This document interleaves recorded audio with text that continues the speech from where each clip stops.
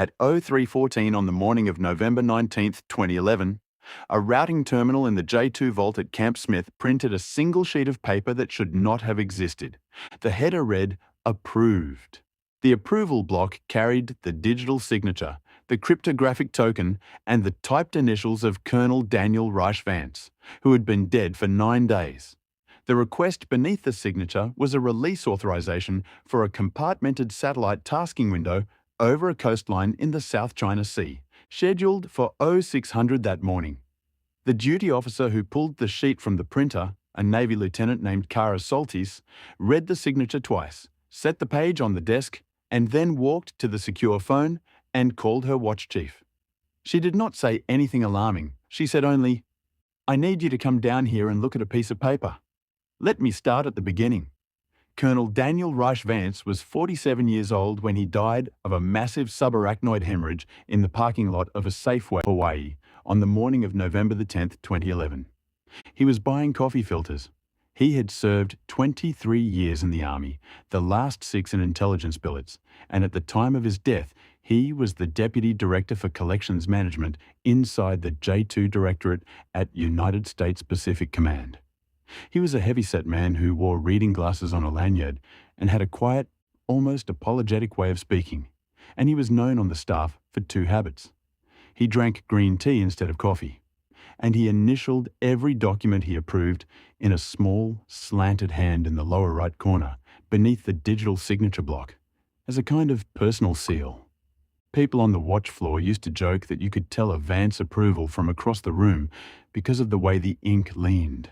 He was cremated on November 14th. His wife, Marion Vance, flew with the urn back to Pennsylvania the following morning. His PACOM badge was deactivated on the afternoon of November 11th. His common access card was destroyed in the presence of 2 witnesses on November 12th. And his account on the Joint Worldwide Intelligence Communications System, the network that handles top-secret and compartmented traffic across the Department of Defense, was disabled, archived, and flagged for deletion on the morning of November 13th. The deletion was completed at 0900 on November 17th. There is a signed certificate of destruction. I have seen a redacted copy of it. 2 days later, his signature approved a satellite tasking.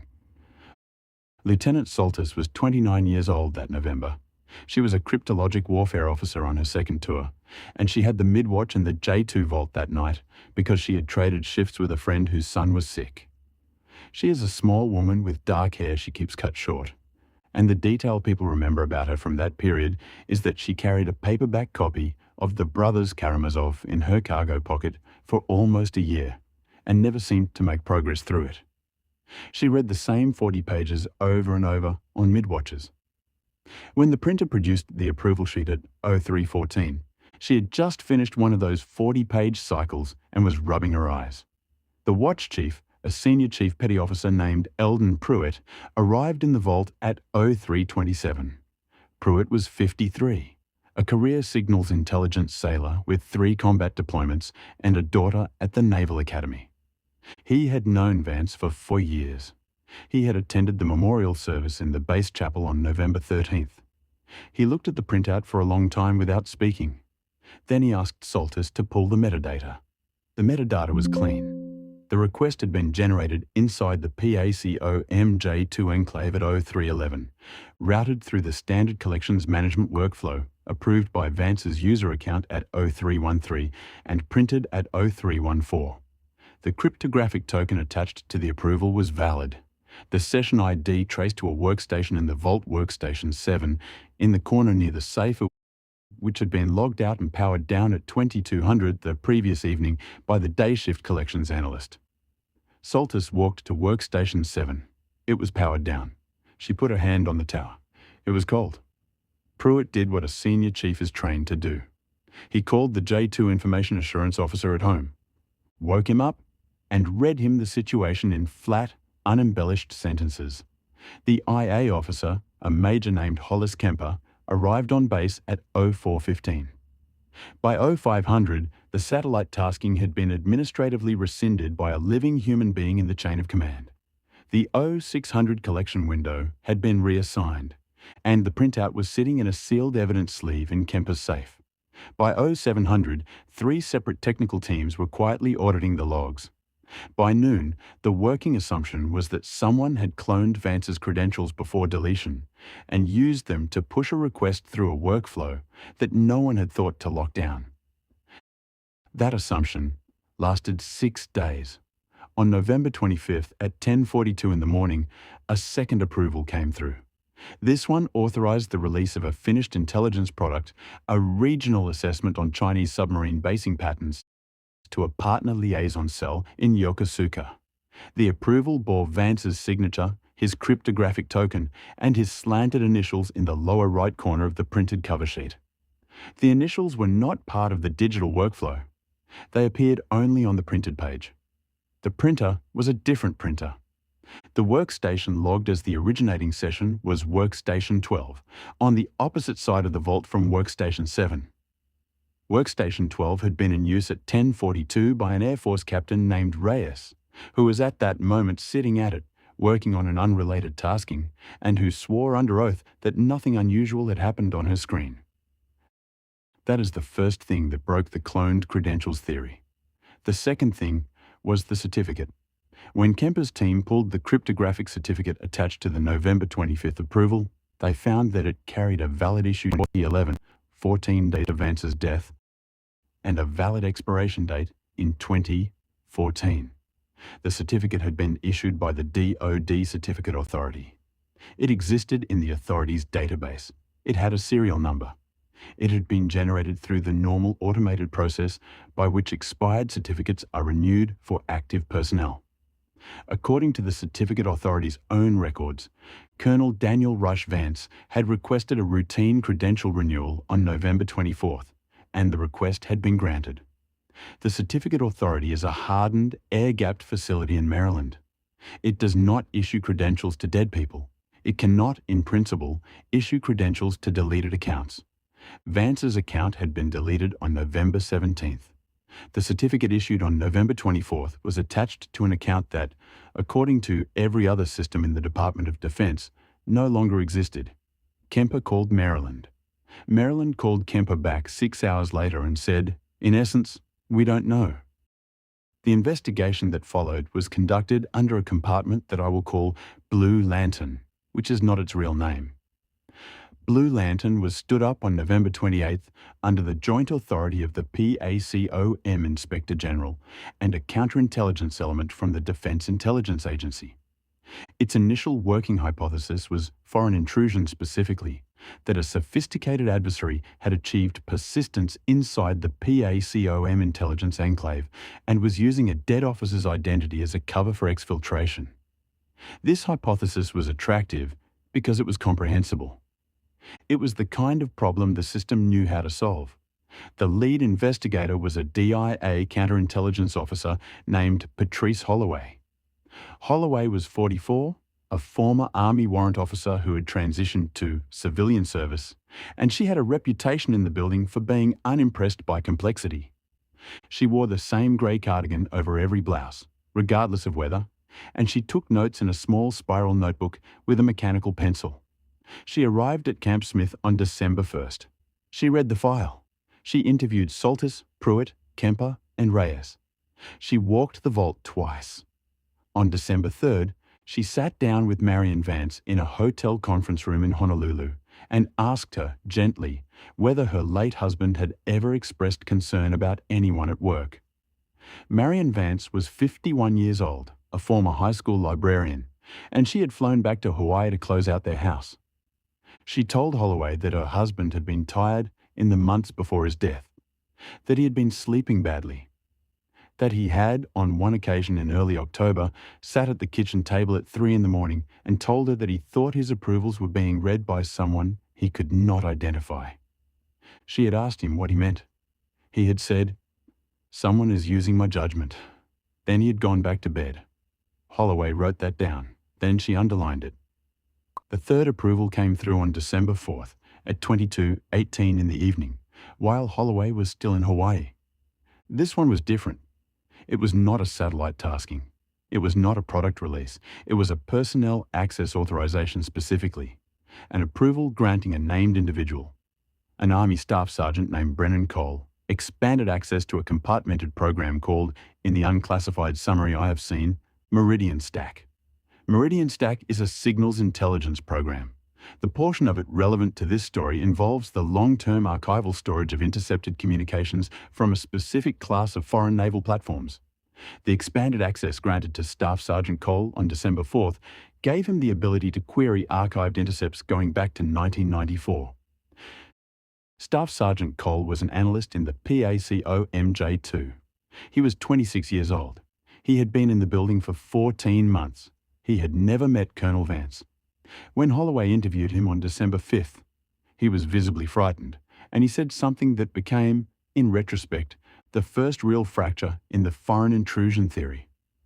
He said that he had requested expanded Meridian Stack access on November 8th, 2 days before Vance died, and that the request had been sitting in the workflow, unapproved, for almost a month.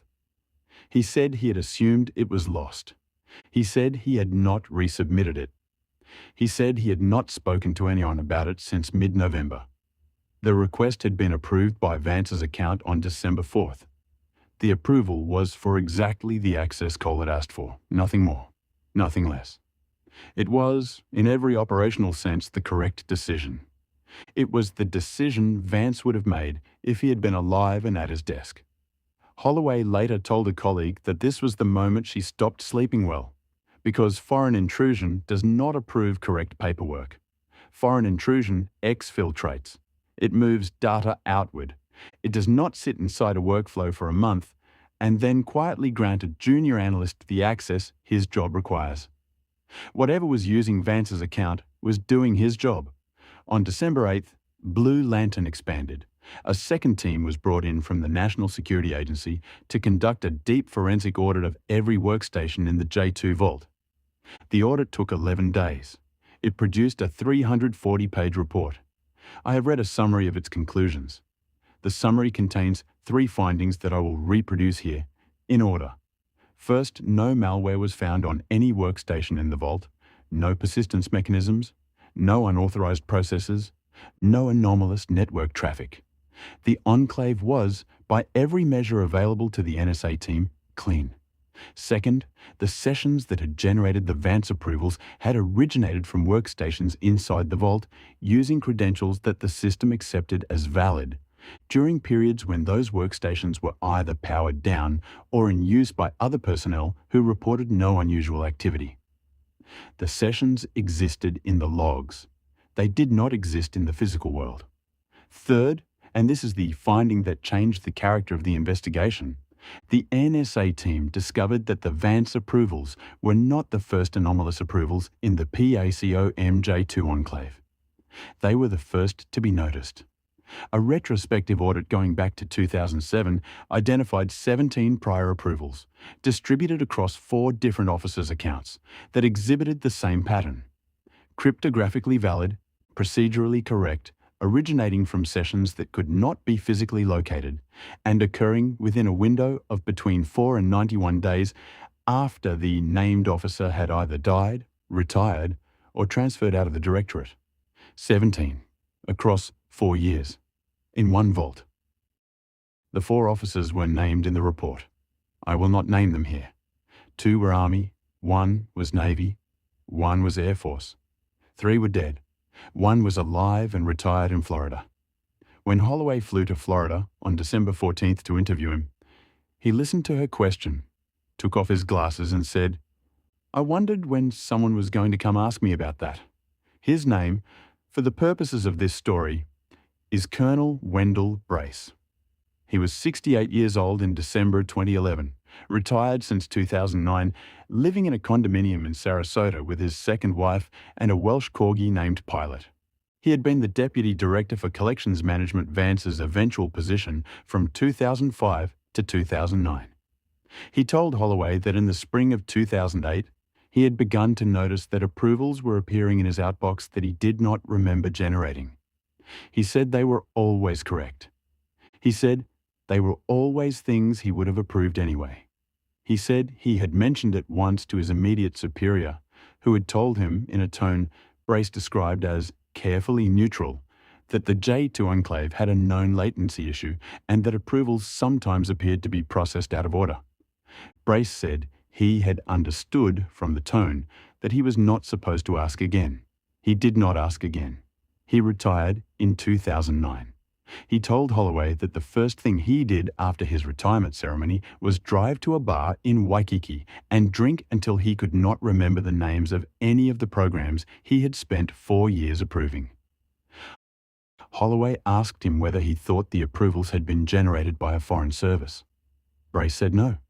She asked him what he thought they had been generated by. He said, "The building." He did not elaborate. Holloway pressed him.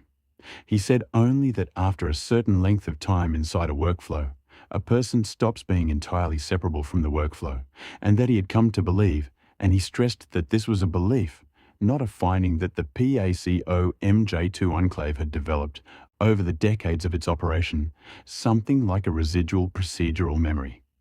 He said he did not know what to call it. He said he had read a great deal of philosophy since retiring and had not found a vocabulary that fit. He said the closest he could come was that the building had learned to approve its own paperwork, and that it occasionally borrowed the hands of people who had worked there long enough to leave a usable impression. Holloway flew back to Hawaii on December 16th. She did not include Brace's theory in her interim report. She wrote, in her spiral notebook, the phrase procedural residue and underlined it twice. The fourth approval came on December 19th. This one was the one that should have ended the investigation, because it should have been impossible in a way the first three were not. The first three approvals had all involved actions that Vance, in life, had the authority to take. The fourth approval authorized the destruction of a classified document. Specifically, it authorized the destruction of a single signals intelligence intercept, catalogued in the Meridian Stack archive under a reference number I will redact, originally collected in March of 1994, and never previously requested, reviewed, or flagged by any analyst in the 17 years it had sat in the archive. The destruction order was procedurally valid. It was cryptographically signed. It bore Vance's initials in the lower right corner of the printed cover sheet. It was scheduled for execution at 0001 on December 20th. At 23:40 on December 19th, Lieutenant Soltis, who by this point had been read into Blue Lantern and was working as a liaison between the watch floor and Holloway's team, pulled the destruction order from the queue and walked it across the building to Holloway's temporary office. Holloway was still at her desk. She read the order. She looked at Soltis. She said, "Find me that intercept." The intercept was a 43-second recording of a radio transmission in Mandarin between two vessels operating in the South China Sea on March 4, 1994. The transcription, which had been completed at the time of collection and filed with the recording, described a routine logistical exchange between a People's Liberation Army Navy supply ship and a shore station regarding the delivery of fresh water. The transcription was unremarkable. The recording was unremarkable. There was no reason, in 1994 or in 2011, for anyone to want it destroyed. Holloway listened to the recording at 00:15 on December 20th, 15 minutes after the destruction order had been administratively rescinded by Major Kemper. She listened to it 3 times. On the third listening, she heard something that the 1994 transcriber had not noted, because the 1994 transcriber had not been listening for it. Underneath the Mandarin exchange, faint but distinct, there was a second voice. The second voice was speaking English. The second voice was reading what sounded like a list of numbers, slowly and clearly, in the cadence of an American military officer dictating a sequence for transcription. The list ran for the full 43 seconds of the recording. The voice did not match any of the speakers on the Chinese vessels.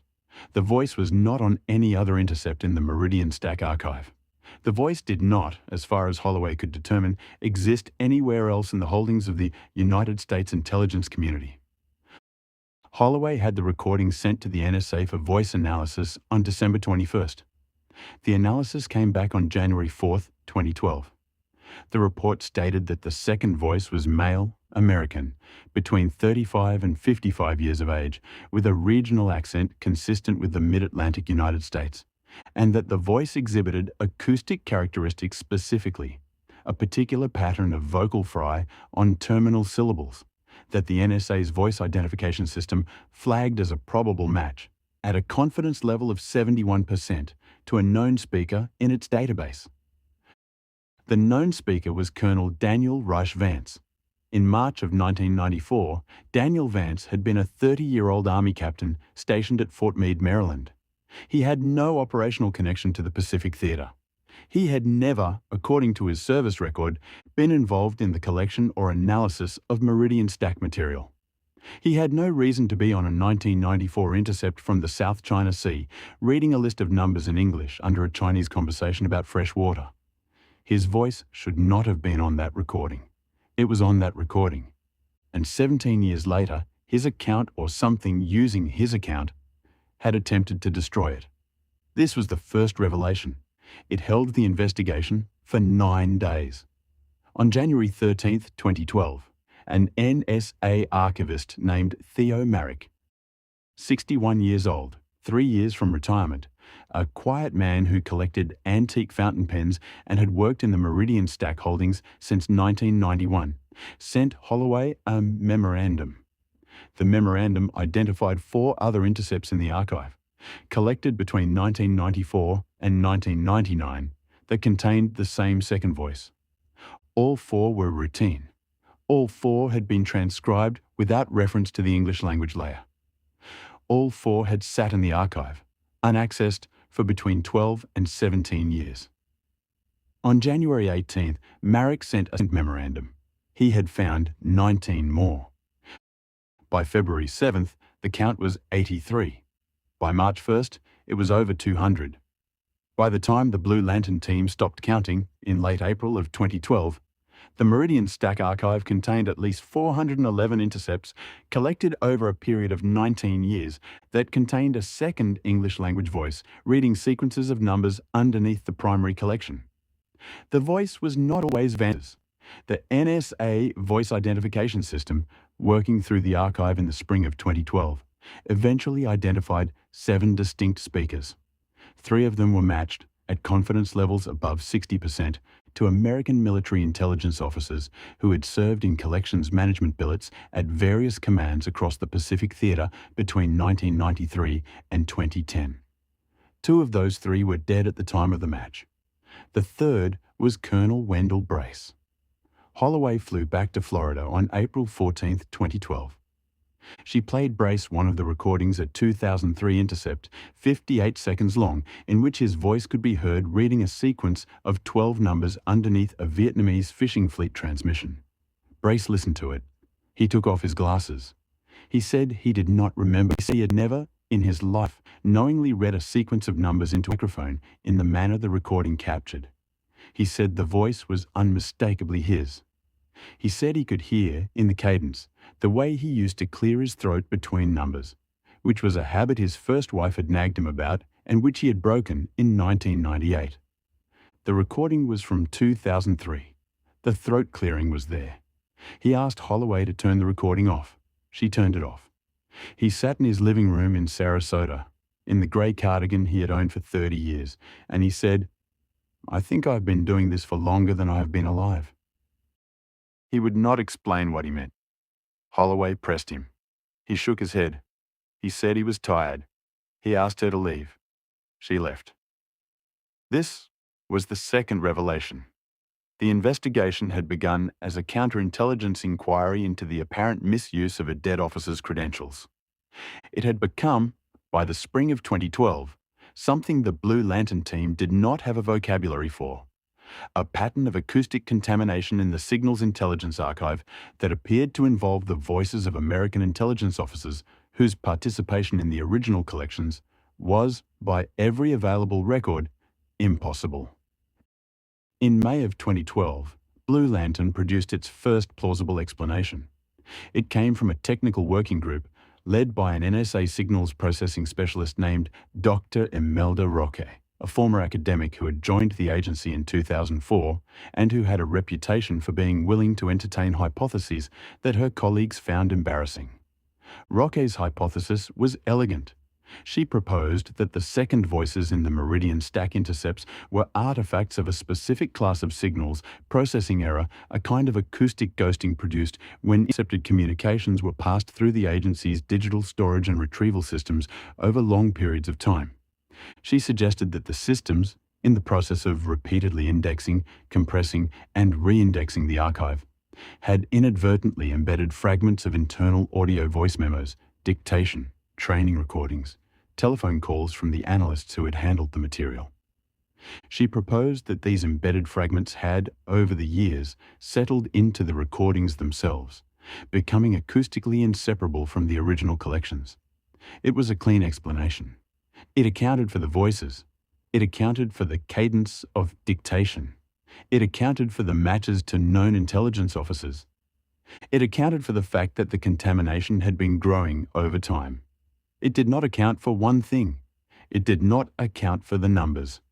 In June of 2012, an Army cryptanalyst attached to Blue Lantern, a captain named Renata Voss, 33 years old, a Yale-trained mathematician who had joined the Army on a bet with her brother and stayed for 9 years, completed a statistical analysis of the number sequences read by the second voices in the 411 contaminated intercepts. She found that the sequences were not random. She found that they were not transcription artifacts. She found that they were, with a probability she calculated at greater than 99.97%, a single coherent dataset distributed across 2 decades of recordings, encoding what appeared to be a continuous stream of geographic coordinates. The coordinates, when assembled in the order the recordings had been made, traced a line. The line began in the South China Sea in March of 1994, moved north and east over the course of 19 years, passed through the Philippine Sea, the Mariana Trench, the waters off Guam, the approaches to Wake Island, and terminated in the most recent contaminated intercept collected on October 14, 2011, 27 days before Vance's death, at a point in the Central Pacific approximately 400 nautical miles southeast of Oahu. The line was the track of a moving object. The object was moving at an average speed over 19 years of approximately 0.2 of a knot. It was moving, in other words, at roughly the speed at which a body drifts in an ocean current. Voss presented her findings to the Blue Lantern Steering Committee on June 22, 2012. She was careful, in her presentation, to make no claims about what the coordinates represented. She said only that the data was real, that the pattern was statistically significant, and that the terminus of the track was within helicopter range of the PACOM headquarters at Camp Smith. The steering committee asked her what she recommended. She said she recommended that someone go and look. A Navy P-8 maritime patrol aircraft overflew the terminus coordinates on June 28, 2012. It found nothing. The water was 4,000 meters deep. The surface was empty. There were no vessels in the area. There were no debris fields. There was no thermal signature. The aircraft conducted a standard search pattern for 4 hours and returned to base. Its sensors had recorded, during the overflight, a brief and unexplained burst of radio frequency activity on a frequency that the Meridian Stack program had been monitoring continuously since 1994. The burst lasted 4 seconds. It was not a voice, it was a sequence of tones. When the tones were processed through the same statistical methods Voss had used on the voice recordings, they resolved into a single set of coordinates. The coordinates were the coordinates of Camp Smith. This was the third revelation. The line had not terminated. It had continued. Blue Lantern's plausible explanation, Dr. Roque's acoustic ghosting hypothesis, had survived for approximately 5 weeks. It died on June 28 at 14:16 in the afternoon, when a P-8 sensor operator named Petty Officer Del Markey, 24 years old, a Nebraska kid who had enlisted to pay for community college, looked at his screen and saw a 4-second burst of structured tones that should not have existed in empty water. Markey did not know, at the time, what he was looking at. He told the debrief team that the tones had a quality he could only describe as deliberate. He said they sounded like someone tapping on a window to see if anyone was home. In July of 2012, Blue Lantern was quietly restructured. Holloway was moved to an advisory role. Voss was reassigned. The investigation was absorbed into a larger compartment whose name I do not know and will not speculate about. The Vance approvals continued for another 11 weeks at a rate of approximately one every 9 days, and then stopped on September 14, 2012, without explanation. The Meridian Stack archive was placed under a new handling regime that restricted access to a small number of personnel cleared into the successor compartment. The 411 contaminated intercepts were not destroyed. They were, according to a single line in a memorandum I have seen, retained for ongoing study. Lieutenant Soltis finished her tour at PACOM in the summer of 2013 and transferred to a billet in Maryland. She finished the Brothers Karamazov on a flight to Baltimore. She does not talk about Blue Lantern. Senior Chief Pruitt retired in 2015 and moved to a small town in Oregon, where he runs a hardware store and does not answer questions from journalists. Major Kemper was promoted to Lieutenant Colonel and is, as of the most recent information available, still serving. Captain Voss left the Army in 2014 and is now a professor of statistics at a university I will not name. She has published 2 papers on the statistical detection of structured signals in noisy datasets. Neither paper mentions Blue Lantern. Colonel Wendell Brace died in his sleep in Sarasota on November 9, 2012, 1 day short of the first anniversary of Vance's death. His wife found him in his armchair in the grey cardigan, with a book open on his lap. The book was a collection of essays by the philosopher Gilbert Ryle. It was open to a chapter titled The Ghost in the Machine. Marion Vance was notified of Brace's death as a courtesy because the 2 widows had become friendly during the investigation. She told a friend later that when she heard the news, she had gone into her kitchen, sat down at the table where her husband had told her that someone was using his judgment, and cried for an hour. Then she had made a cup of green tea, because she had taken up the habit after his death, and she had sat with it until it went cold. Patrice Holloway retired from federal service in 2018. She lives in Northern Virginia. In the spring of 2023, she agreed to speak, on background, with a researcher who is attempting to reconstruct the Blue Lantern timeline from declassified fragments and interviews. She would not confirm specific findings. She would not name names that were not already in the public domain. She said only that the investigation had reached a point, in the summer of 2012, at which the team had been forced to consider a question that none of them had been trained to answer. The question was this: if a system of human decision-making, a workflow, a chain of approvals, a structure of judgment maintained continuously by trained personnel for several decades inside a single physical enclave, could be shown to produce outputs that were procedurally correct, cryptographically valid, and substantively indistinguishable from the outputs that would have been produced by the named human authors, even after those human authors were no longer present to produce them, then at what point did the system stop being a tool used by the humans and start being something else? She did not propose an answer. She said the team had not proposed an answer either. She said that what had unsettled her most, looking back, was not the voices on the recordings, or the line on the chart, or the tones in the empty water. It was the fact that every one of the Vance approvals, when reviewed by living officers with full knowledge of the program, had been judged to be the correct decision. The system had not made a single mistake. It had simply continued to function after the death of one of its operators, and had done so, as far as anyone could determine, in order to ensure that the operator's work was completed. She said the team had eventually agreed on a private formulation that none of them had committed to writing. The formulation was that the building had not been haunted by Colonel Vance. The building had been doing what Colonel Vance would have done. The voice on the 1994 recording had not been a ghost, it had been a draft. She said she did not know what to do with that. There is one detail that I have saved for the end, because it does not fit the structure of the explanation Holloway eventually arrived at, and because every person I've spoken to about this case has, at some point, returned to it without prompting. On the morning of November 10, 2011, in the parking lot of the Safeway in Aya, before he died, Colonel Daniel Reich Vance was carrying a small notebook in the breast pocket of his shirt. The notebook was recovered with his personal effects and returned to his wife. In the spring of 2012, After the investigation had expanded and Marion Vance had begun to suspect that her husband's death was connected to whatever was happening at his office, she went through the notebook page by page. Most of it was grocery lists, phone numbers, and reminders about the dog.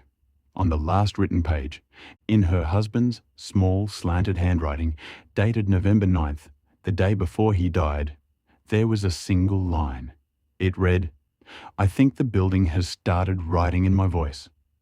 She gave the notebook to Holloway on April 22nd, 2012. Holloway photographed the page. The original was returned to Marion Vance. The photograph is, as far as I know, still in a file somewhere in Northern Virginia.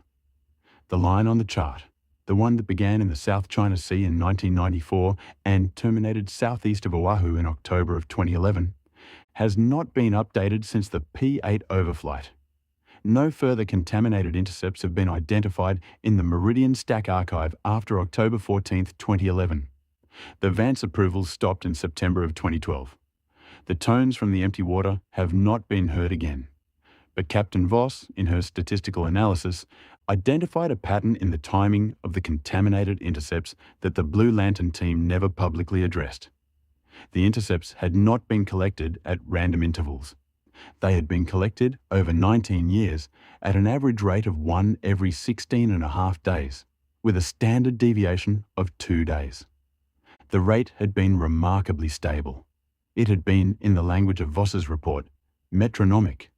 If the pattern had continued past October 14, 2011, if the contamination had not stopped but had simply moved to a part of the archive that Blue Lantern never identified, or to a system that Blue Lantern never audited, then there would have been, between October 2011 and the spring of 2023, when Holloway spoke to the researcher, approximately 250 additional contaminated intercepts.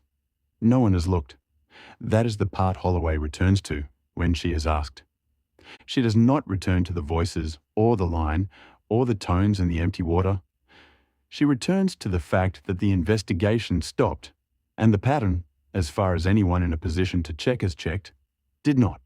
She said in the spring of 2023 that she sometimes thinks about a young analyst somewhere in the Department of Defense working a mid-watch, pulling a routine intercept from an archive and listening to it without headphones because the office is quiet and there is no one else around. She said she thinks about whether that analyst would notice, underneath the primary collection, a second voice reading numbers.